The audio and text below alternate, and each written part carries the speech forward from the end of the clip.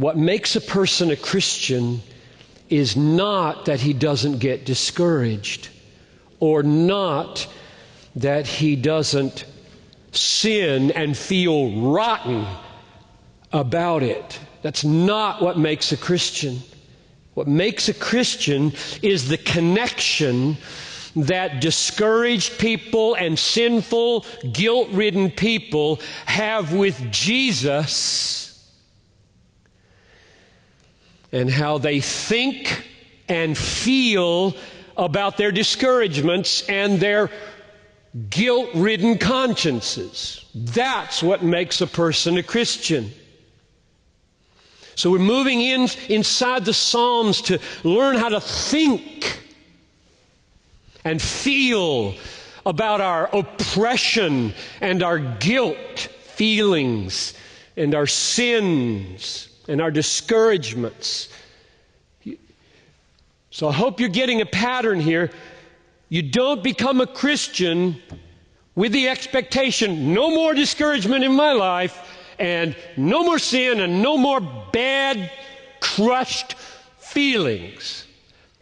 If you think that's what happens in church, then you're at the wrong one. The Psalms were the songbook, the main songbook of the early church, and were designed by God to awaken and to express and to shape the thinking and the feeling of Jesus' disciples. We learn from the Psalms how to think about discouragement and how to think about guilt and sin. And we learn from the Psalms how to feel in times of discouragement and how to feel in times of guilt-ridden, crushed misery. So my prayer in these 6 weeks of Psalm living is that you would form the habit with me of living in the Psalms so much that the world of your thinking and the world of your feeling would be transformed into full-blooded biblical thinking and full-blooded biblical feeling.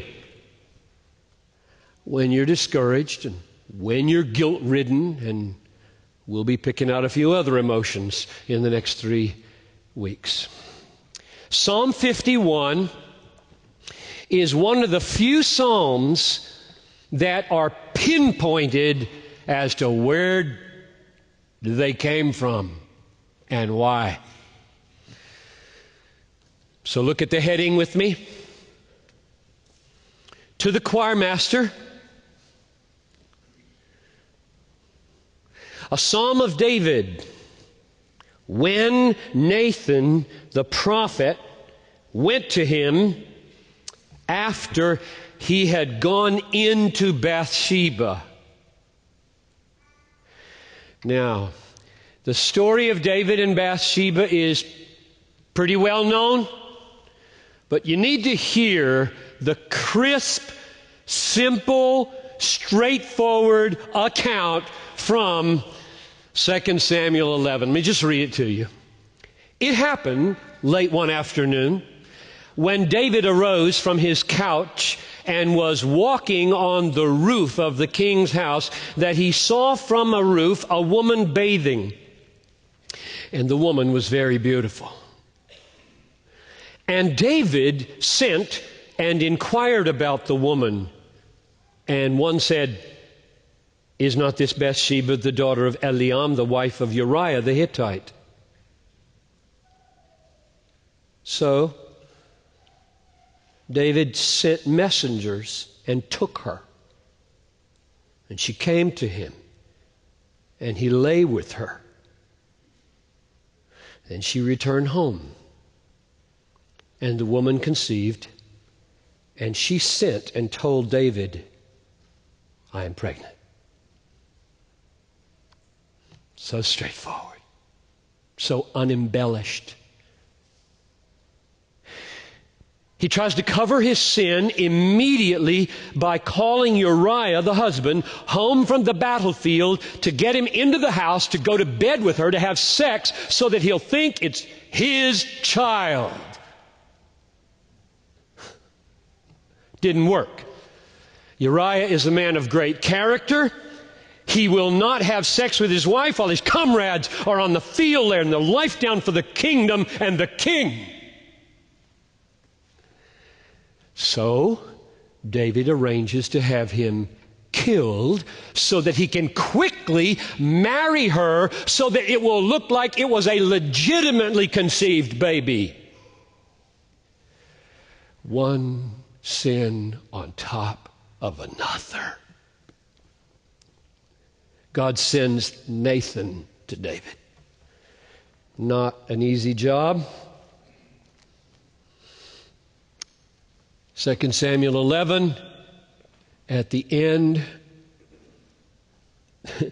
this is perhaps the most understated sentence in the Bible. This is 2 Samuel 11:27. The thing that David had done displeased the Lord. So Nathan arrives and tells him a parable. The point of this parable is to lure David in to indict himself, which he does very effectively, condemns himself without knowing it.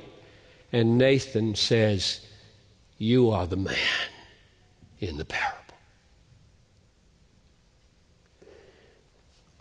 He also says to David, "Why have you despised the word of the Lord?" David breaks and says, "I have sinned against the Lord." And Nathan says, astonishingly, "The Lord has put away your sin. You shall not die. Nevertheless, because of this deed, you have utterly scorned the Lord. The child who is to be born to you shall die." Now, this is outrageous. This is absolutely outrageous, what God is doing here.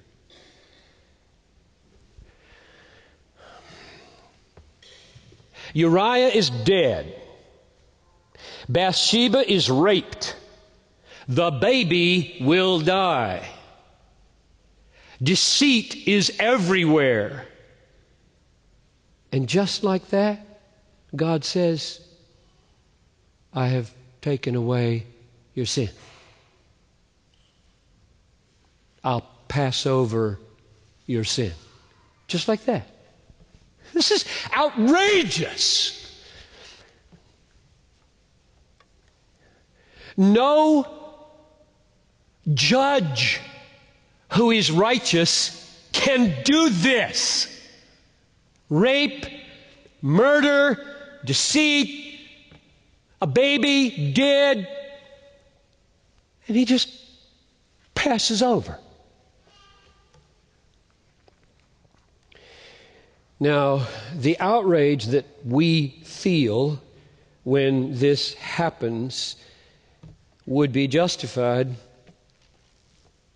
except for one thing. I was witnessing, trying to anyway, to 4 guys on the street for about 20 minutes last week. And you know where it ended? They could not get beyond my affirmation to one of their questions that God could forgive a child molester. They said, "No way! No way!" And it was over. I couldn't get through. There is something in the human soul that is outraged. That in your mind, you picked the worst sin. For them, this was it. A guy that gets turned on by babies, they wanted to spit in his face. And here I am on the street trying to say something about the cross and the possibility that that person might find forgiveness with God, and they would not have it. And I totally resonate with how they feel, which is why I get so bent out of shape when I read this story. Just passes over. I mean, what if you were Uriah's dad? Bathsheba's mom. And the king just pulls his raping rank. And God just passes over it. So, until you feel that, then the way that problem is solved in the Bible won't move you. It just won't. Most people in America, it seems,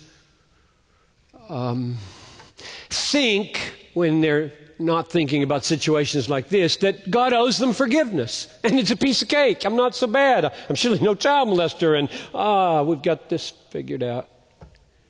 That's not the problem Paul struggled with. Paul struggled precisely with my problem.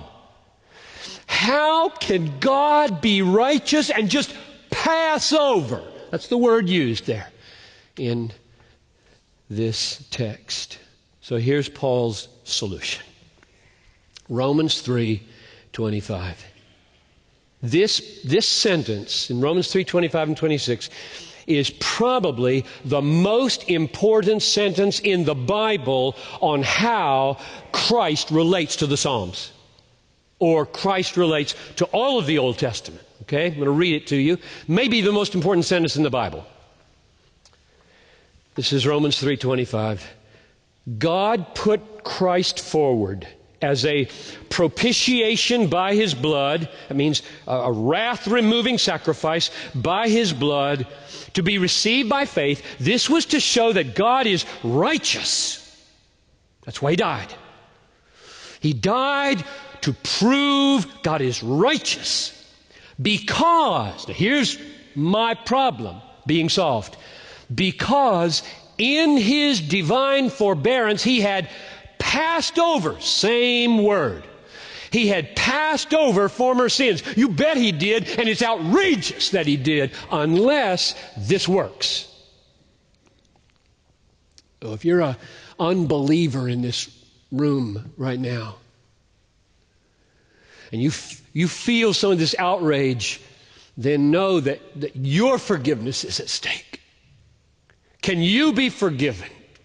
Can I be forgiven without God being unrighteous in passing over my sin? And Paul's answer is, because in His divine forbearance He had passed over former sins, it was to show, Christ died to show God's righteousness at the present time, so that He could be both just and the justifier of the one who has faith in Jesus, though he be adulterer, murderer, liar, child molester. If that doesn't work, I'm out of here. Christianity is over if that doesn't work. That's the heart of Christianity.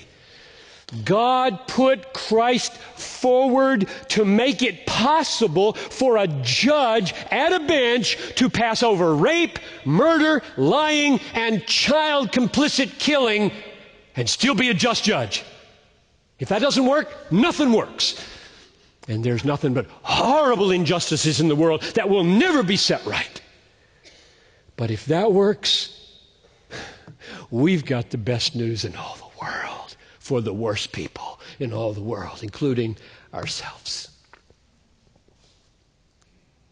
So He does not sweep David's adultery, David's murder, and David's lying. He does not sweep it under the rug.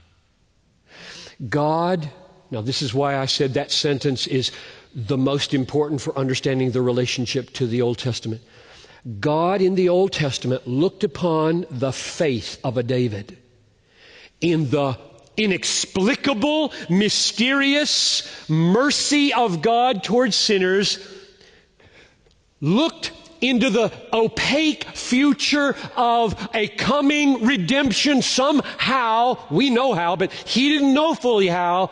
And God looked upon that faith as uniting him with the coming Christ, so that the atonement of that Christ and the righteousness of that Christ may be counted as David's, and all David's sin covered by Jesus 1,000 years before he died. That's the way I understand the Old Testament, because that's the way Romans 3:25 and 26 work.